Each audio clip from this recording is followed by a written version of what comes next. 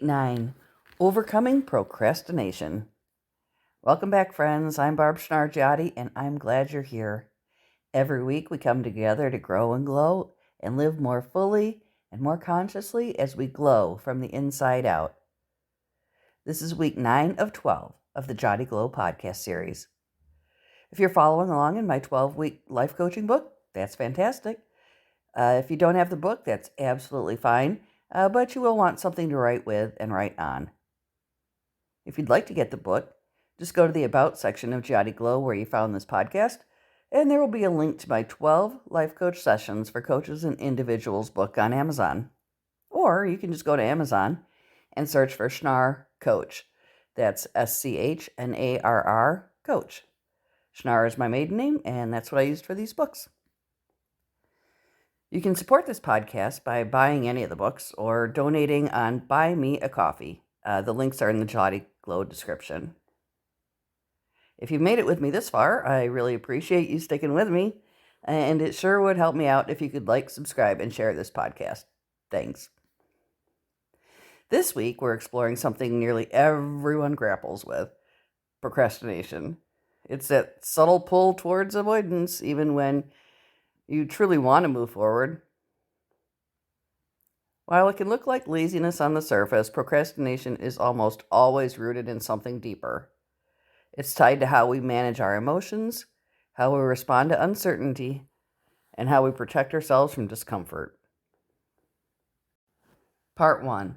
Understanding procrastination. Procrastination is often misunderstood as a simple issue of willpower, but in reality, it usually begins in the space where our emotional world meets our ambitions. It shows up not because we don't care, but because we care so much that taking the next step feels risky or vulnerable or uncertain. When you look closely, procrastination becomes less about avoidance and more about self-protection. It's your mind trying to keep you safe from discomfort, judgment, or the possibility of falling short. For many people, fear of failure is at the heart of procrastination. Your mind whispers that it's better to delay than to risk getting it wrong. Even if you logically know that mistakes are a part of growth, emotionally, the pressure can feel immense. You might imagine disappointing others or letting yourself down or not meeting that invisible standard you've set for yourself. So you pause, you stall, you hover at the edges of a task, not because you don't want the result, but because you fear what will happen if your effort isn't good enough. And you don't see my air quotes, but I have them around good enough.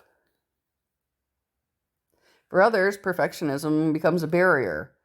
Perfectionism convinces you that the only acceptable version of your work is the flawless one.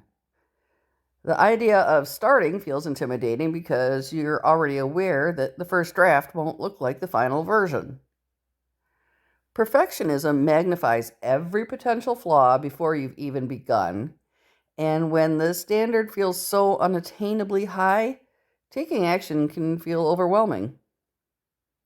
So the project remains untouched, not because you lack ability, but because you've placed impossible expectations on yourself. Some people struggle simply because the task feels disconnected from their values, interests, or sense of purpose. When you can't see why something matters, motivation can fade. The human brain craves meaning, a sense of connection between the task and the life you're trying to build. Without that link, work can feel heavy or abstract or confusing, and procrastination steps in as the path of least resistance. And then there's one of the most common causes of all: lack of clarity. Even small tasks can feel enormous when you don't know where to begin. A vague instruction, a project with too many unknowns, or a to-do list item that's not broken down into specific steps can kind of make your mind freeze. When the starting point is missing, the entire task feels like a giant, indistinct cloud, and avoidance becomes the default response. The consequences of procrastination don't show up dramatically, they sort of accumulate, kind of quietly in your brain. You might not notice them until you're suddenly deep into stress and racing against time. As deadlines creep closer, your body feels that pressure. The anxiety builds, not just from the task itself, but from the guilt of having delayed it. Even simple things start to feel heavy when they live in your mind for too long. You might find yourself thinking about an unfinished task far more than it would actually take to actually accomplish it. Missed opportunities can be another silent cost. When you delay action, you sometimes delay growth.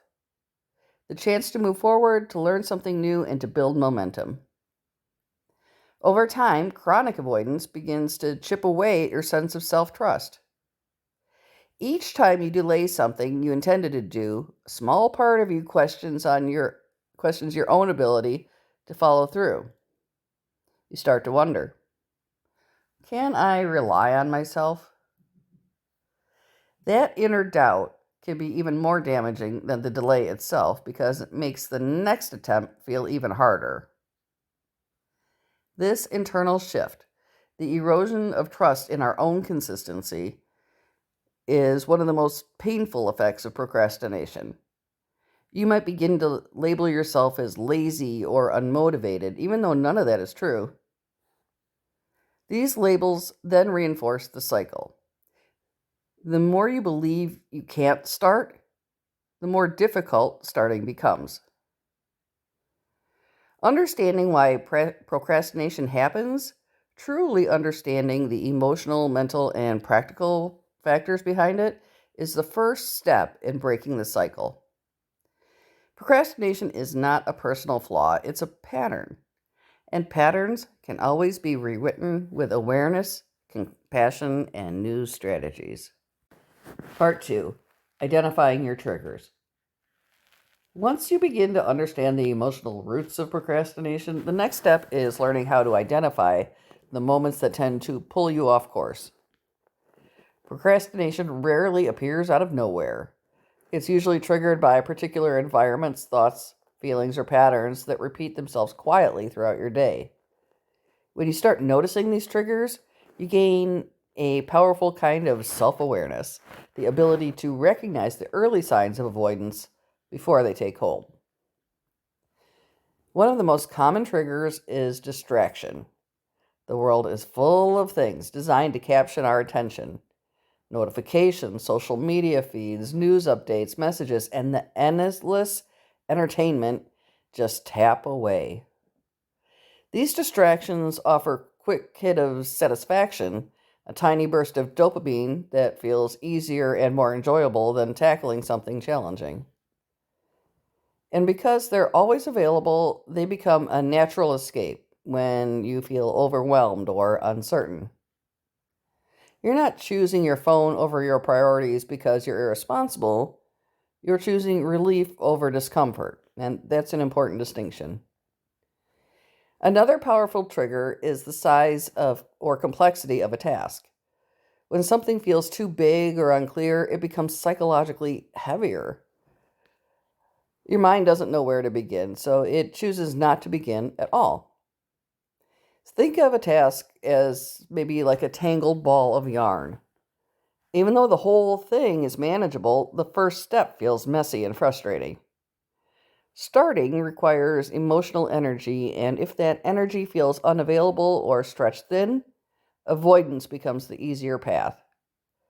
That's why even capable, motivated people procrastinate on tasks they know they could do because the mental burden of untangling the complexity feels like too much in that moment. Mood dependence is another subtle but powerful trigger. Many people believe they need to feel motivated, energized, or emotionally aligned before they can start. They wait for inspiration or clarity or the right mood to strike. But motivation isn't something that magically appears, it's something that grows in response to action. Waiting to feel ready can create long periods of delay, not because the task is hard, but because the emotional conditions feel imperfect. This idea that you must feel a certain way before beginning can kind of feed this ongoing cycle of avoidance. Some triggers are situational or environmental. Maybe procrastination shows up at a specific time of day when your energy drops.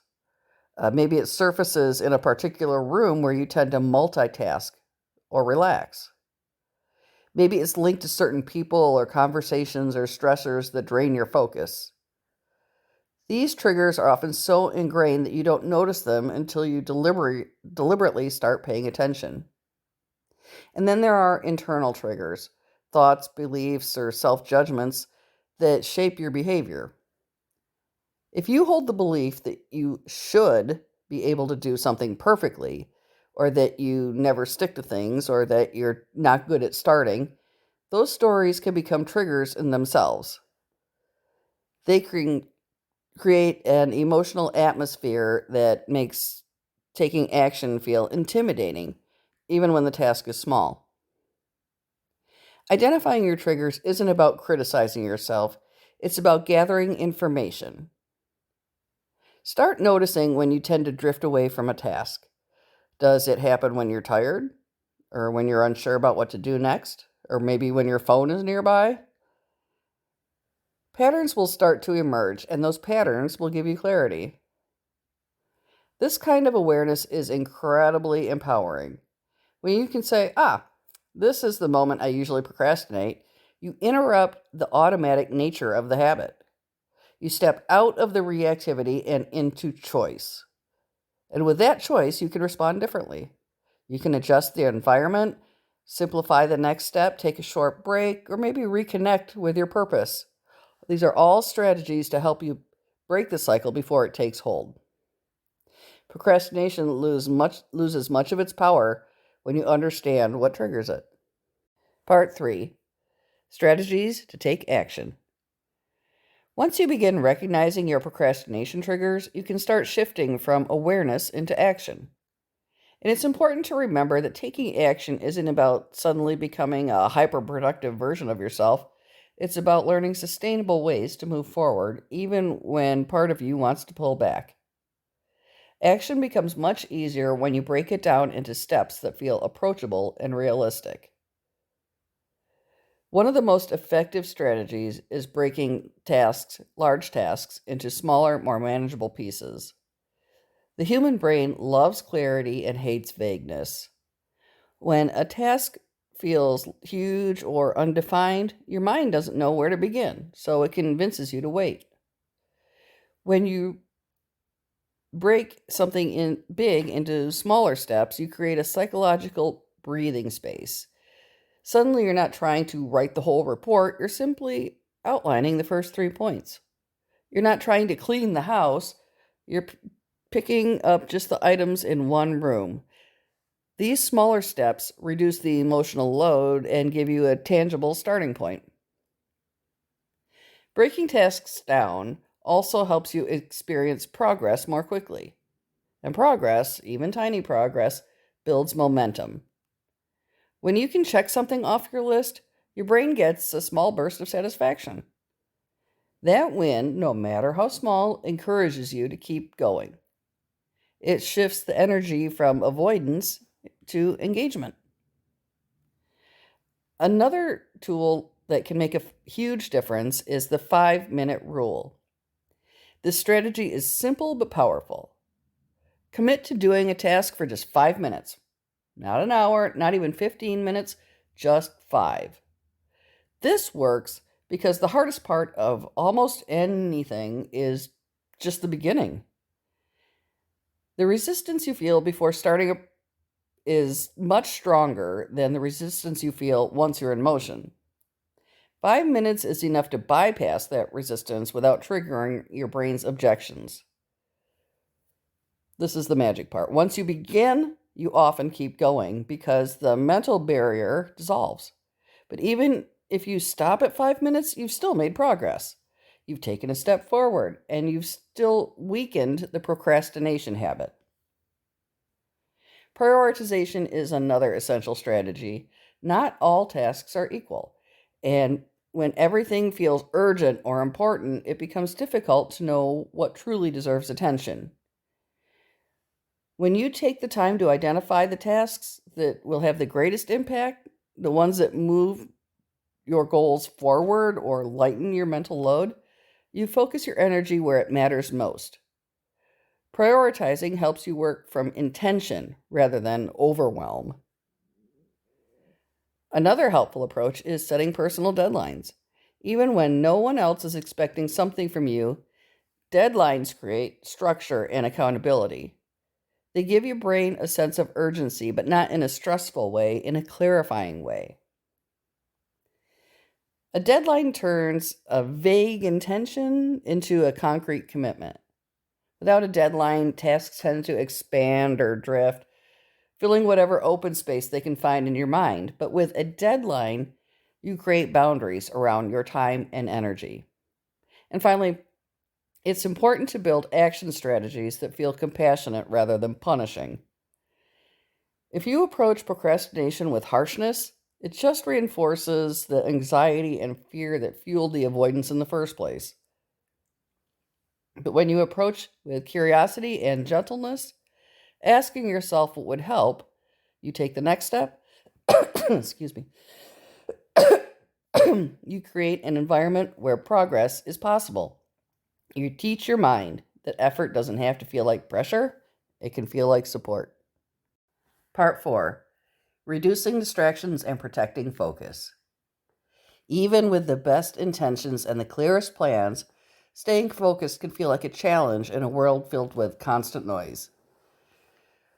Distractions aren't just interruptions, they're invitations. They lure you in with comfort, ease, and instant gratification, and before you realize it, your attention has drifted far from the task that mattered most. This is why learning to reduce distractions isn't about discipline alone, it's about designing an environment that supports your focus rather than fractures it.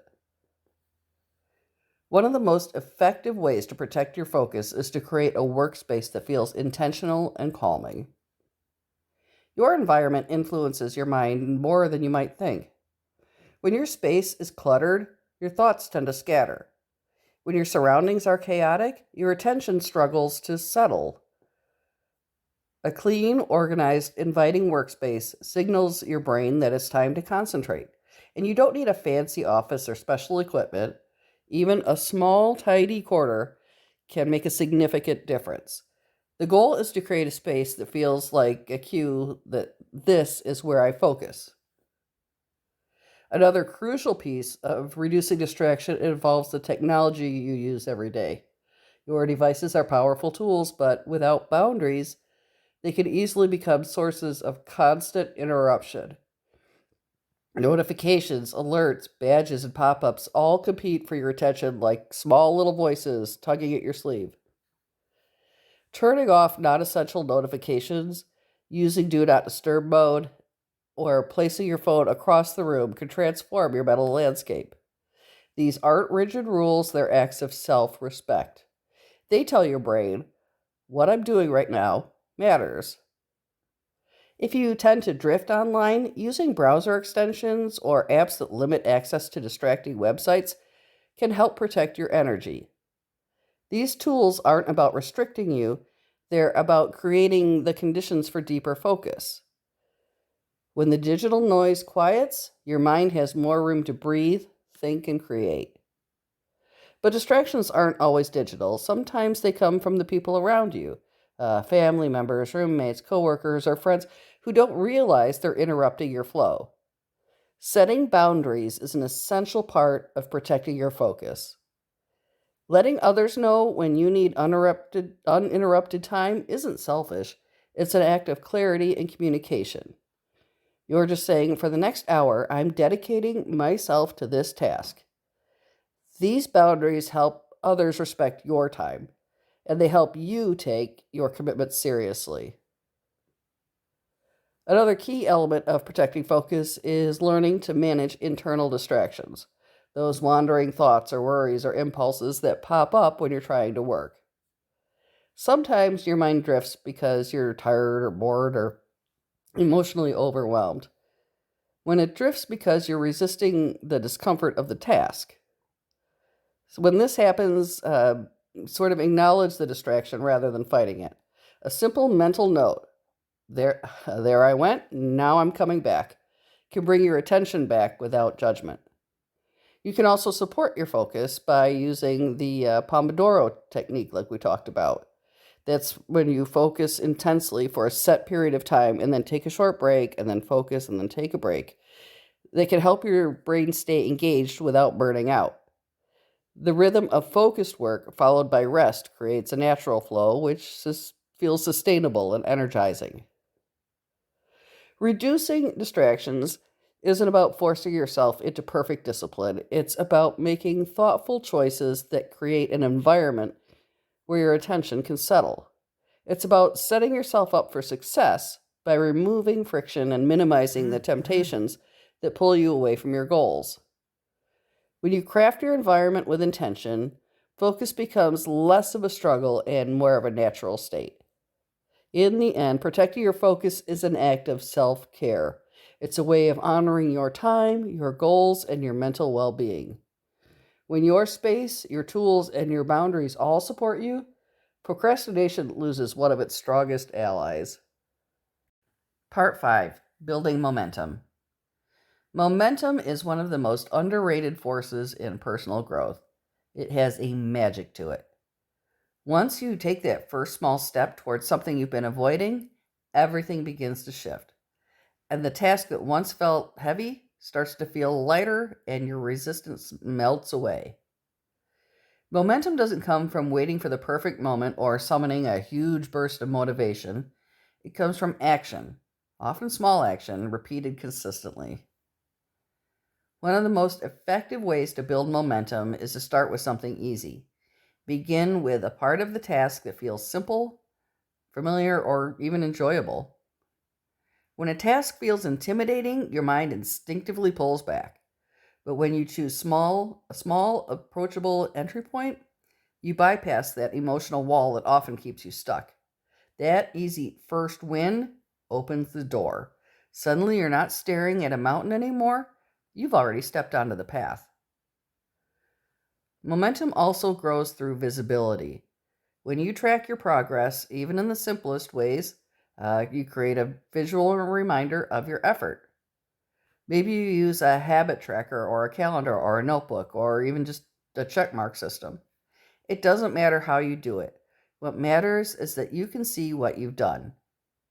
Seeing progress creates a sense of accomplishment, and that motivates you to keep going. It reinforces the message, I'm showing up, I'm doing this, and that message strengthens your confidence. And again, what do I always tell you about small wins? You have to celebrate the small wins. It's an essential part of building momentum. Don't wait until you've accomplished the big goal to celebrate yourself. True momentum grows from recognizes the tiny victories along the way. Every time you start when you didn't want to, every time you work for 5 minutes instead of 0 minutes, every time you choose focus over distraction, that's a win. And when you acknowledge those wins, even privately, your motivation gets fueled. You show yourself that your effort matters as much as the outcomes do. Another powerful tool for momentum is the idea of identity-based action. Every time you take a small step, you reinforce an identity. Like, I'm someone who follows through, or I'm someone who keeps promises to myself, or I'm someone who takes action. Identity is incredibly motivating. When you see yourself as someone who is capable of progress, you naturally behave in ways that support that identity. Momentum becomes a self-fulfilling cycle. Action reinforces identity, and identity inspires more action. Accountability plays a huge role as well. When you share your goals with someone you trust, like a friend or a partner or a mentor, you give your intentions a witness. Someone outside yourself who knows what you're working toward. That external support can be incredibly grounding. It reminds you that your goals matter that someone else believes in your potential, and that you're not walking that path alone. Accountability doesn't have to be strict or formal. Sometimes it's simply having someone check with you, celebrate your wins, or offer encouragement when you hit moments of resistance. Momentum also thrives when you reduce the emotional cost of starting. If putting on your workout clothes helps you begin exercising, start there. If opening your laptop is the hardest part of writing, make that your first daily step. If part of your task feels confusing, start with the part that makes sense. These small entry actions train your brain to associate starting with simplicity, not stress. Over time, starting becomes easier and less emotionally charged. And this is important. Momentum is not perfection. You don't have to move at full speed every day. What matters most is consistency, not intensity. You can take small, slow steps and still build momentum. The point is to keep yourself in motion, even at a relaxed pace. Consistency creates confidence, and confidence makes action feel more natural. Part 6. Creating supportive routines. If momentum is what gets you moving, routines are what keep you moving. They form the architecture of your day, dependable rhythms that support your focus, protect your energy, and guide you forward, even when motivation wavers. Routines don't need to be rigid or complicated. In fact, the most supportive routines are simple, intentional, and aligned with the way you naturally move through life. One of the most powerful ways to build routines that help prevent procrastination is to start your day with clarity. The morning sets the tone. When you begin the day with a clear idea of what matters most, you create direction before distractions have had a chance to pull you off course. This can be as simple as choosing your top 1 or 2 priorities, the tasks that will move your goals forward and lighten your mental load. Tackling these early before the day fills up with responsibilities and noise can create a strong sense of accomplishment and momentum, and it's like giving yourself a head start. Equally important is how you end your day. Evening reflection helps you close the loop on your efforts, acknowledge your progress, and prepare for tomorrow with a clear sense of direction. This doesn't have to be a long or formal process. It can simply be taking a few quiet moments to ask yourself, what did I accomplish today? What felt meaningful? What do I want to carry forward tomorrow? When you reflect gently and without judgment, you create a safe space for growth, gratitude, and self-trust. Planning even the smallest part of your next day can dramatically reduce procrastination. When you wake up knowing what to do, you don't waste time or energy trying to figure out where to begin. That clarity reduces resistance, lowers the emotional barrier to starting, and helps keep you connected to your goals. Morning and evening habits don't just organize your schedule, they shape your mindset. A calm, intentional start to the day encourages focus and purpose. A peaceful, reflective end to the day reinforces your progress and helps your mind unwind.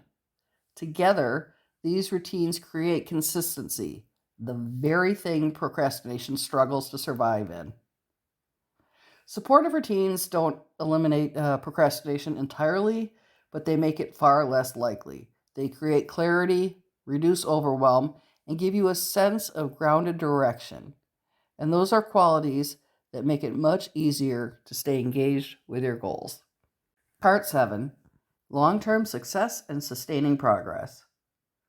Overcoming procrastination isn't a one-week transformation. It's a gradual, ongoing practice, a skill you build over time as you learn more about yourself, your habits, and the rhythms that support your best work.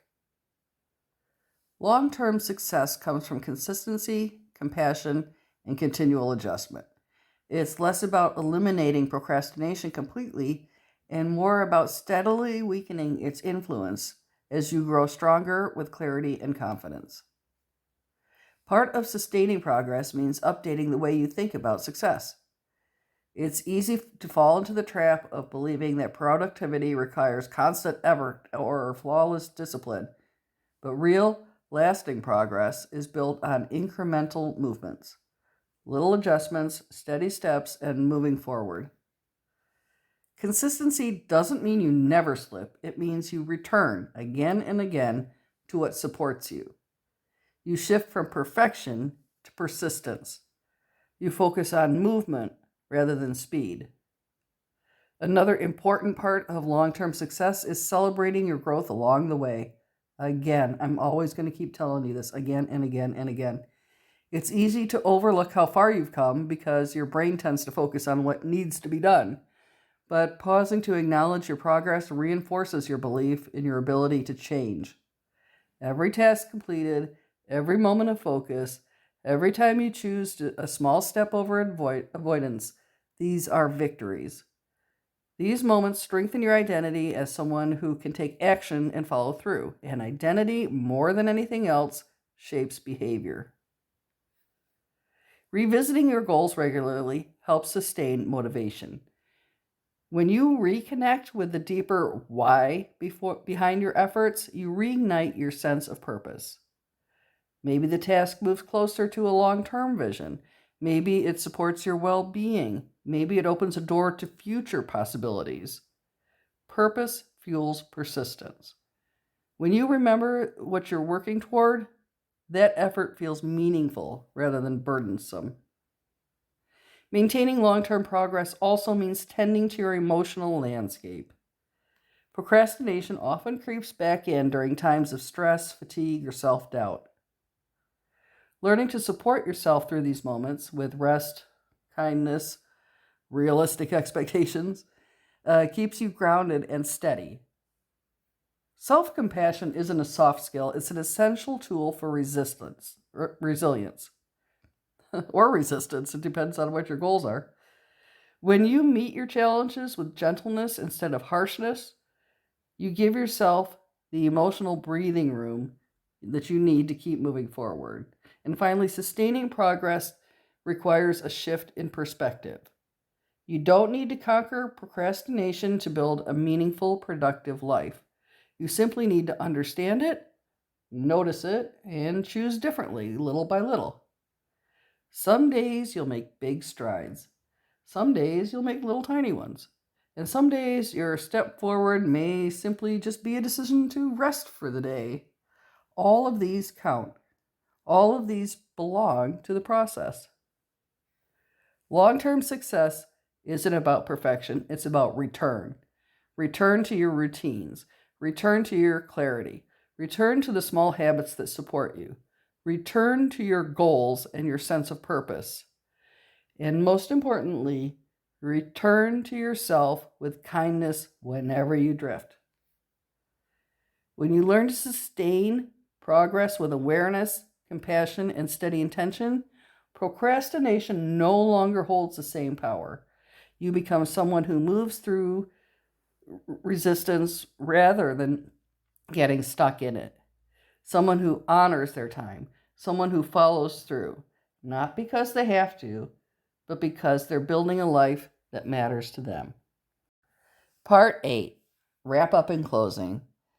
Before you go, I want to leave you with a challenge this week. One that will help you put everything we've explored into practice in a simple, doable way. I want you to choose one task you've been procrastinating on, just one. It doesn't have to be big or dramatic. It could be something small or personal or sort of something you've been carrying in the back of your mind for too long, procrastinating.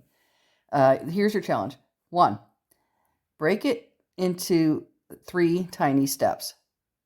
Doesn't have to be 3 perfect steps or impressive steps, or just break that task into 3 simple, realistic actions that feel doable. 2, commit to completing only the first step, not the whole task, just the first step.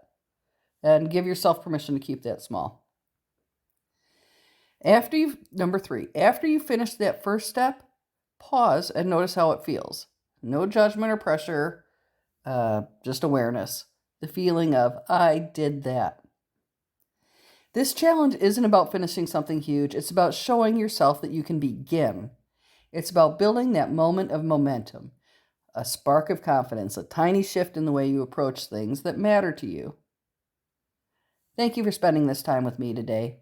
I'll see you all in the next episode. Until then, be kind to yourself, take things one step at a time, and trust that every small action counts. Next week, we'll be talking about stress management and resilience. See you then. Giatti Glow is powered by the Life Coach Store, which is owned by me, Barb Giatti. On my website, you can find all kinds of great resources for over 20 types of wellness coaches. Check out thelifecoach.store for more information.